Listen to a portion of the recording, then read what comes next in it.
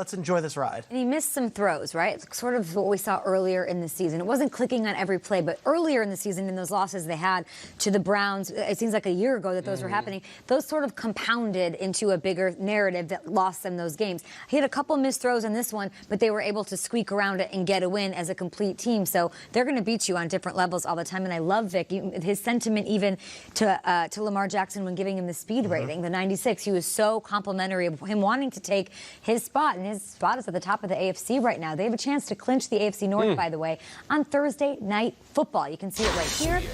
Sam Darnold, ooh, tough task, and the Jets against MVP frontrunner. Do you even call him frontrunner? Do you use MVP Lamar Jackson? Pretty much there. After what happened to Russell? I think it's the MVP. I think Russ lost it last night. I think that's a wrap on Russ's MVP. Ooh, Thursday Night Football, 8 p.m. Eastern on NFL Network on Fox and streaming on Prime Video. Is this one in Baltimore? In Baltimore. Oh. How about Chiefs Patriots in New England? Patrick Mahomes comes into this one, the reigning MVP. He has never beaten Tom Brady head-to-head. If you recall, they had that epic regular season game in Week 6, and then the epic playoff game in the AFC Championship game. Early on, though, interception for the Chiefs here. Up 10-7. Brady would have troubles all evening long. That was Brady's 7th pick of the season. Travis Kelce takes the snap from shotgun. Nifty little move, touchdown. We love the Eric Bieniemy and Andy Reid offense. You never know who's going to have the ball in their hands, and in that case, it was Kelce under center out of the shotgun. He was. There was booze at halftime. There was booze throughout KU. There was probably booze before the game. 4 different boos and all the, there was booze. With the Z. You're right. Right? Yep. There's Travis Kelce. He fumbles. Stephon Gilmore. 3rd and 2. Big play. Gilmore. He could be gone. But wait. Whistles. They say that Kelce was down by contact. They blew it dead. Belichick challenge. They used a challenge there. All right.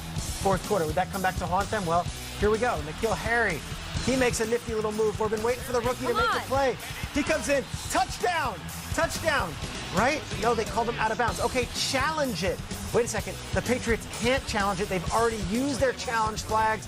Belichick's already gone to the sock too many times. Can't get it here. Brady now. 4th and 6. Make a play. Let's go! Slides. He should have hurdled the honey badger there. Hurdle. Get up, Tom. Baby giraffe is now. Yeah, carrying a refrigerator. Here's everything. Game on the line. Romo's like, someone call timeout. Either side. No. No timeout. Brady throws it into the end zone. Rashad Breeland with the play of the day. It's clean. No penalty. Mahomes beats Brady head-to-head. His first time doing that. And the Chiefs beat the Patriots in Foxborough.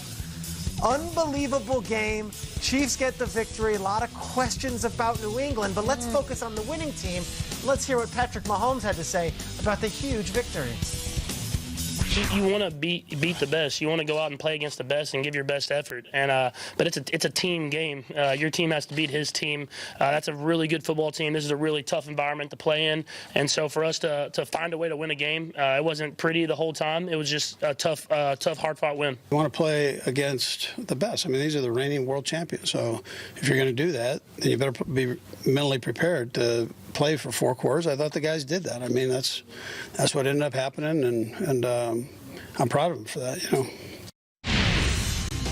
And he should be. Mahomes gets his first win. The Patriots and Tom Brady have lost to 3 quarterbacks under the age of 25. As we look at the playoff picture here, Kansas City moves to within a game of the Patriots for a first-round bye in the AFC. Up next, they're back at home to welcome what's looking like a red-hot Denver Broncos team to town in Week 15. And obviously, the Chiefs hold the head-to-head tiebreaker now as well in the AFC. So big road win for this team. Beating the best, as Patrick Mahomes said. More impressive for Kansas City or more concerning on the Patriots side of things? KC, and it's, like you said, beating the best. But more importantly, it's a test. You know, one play that stood out to me was Travis Kelce and that what seemed like a Lamar Jackson-type play that the Ravens would run. And as I was watching that play, I was thinking to myself, where did they get this from? It's almost like they watched the film and saw the Ravens beat the Patriots and said, we're going to do the exact same thing. We're going to give the ball to one of our more athletic, freakishly gifted players, and he's going to work his way in the end zone. And it's exactly how they planned it. You know what I love about that is that it's like being in a classroom and walking out as soon as the bell rings and then seeing another student and you're like, hey man, listen, we got a test coming up. Yeah. It's a surprise quiz. Here you go, man. I got the answers. And you go in there and you ace the test. My man. I'll see you at lunch. And that's it. The Patriots are sitting here getting hit with the same blow from different boxers. And until they learn to defend themselves, they will continue to pick themselves up off the mat and be watching ringside when the final match is going on. You know, last year when these teams played, the Chiefs' defense couldn't stop anything. Remember the playoff game? They just couldn't get that final stop. And whether D4 was offsides or not, they gave up all those points. So what they do this offseason, they completely scrapped their defense. They fired Bob Sutton, the defensive coordinator. They hired Spags. And they have all these new... There are 8 new defensive starters on defense. 8. That is to every team out there whose roster is just completely stagnant and says, well, that's what we got.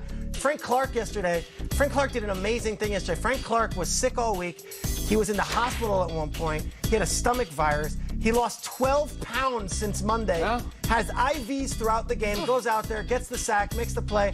I give credit to Brett Veach, Brandt Tillis, that entire front office, because it's one thing to say, oh, we got to the AFC Championship game, let's do it again. No, it's nothing to say, let's get above that, let's get better. 8 new defensive starters, rookies, veterans, Frank Clark, Honey Badger. It's a completely different defense, and they were the ones who won that game last night. Different defense, new players. I'm looking at Nate highlighting this ingenuity and creativity.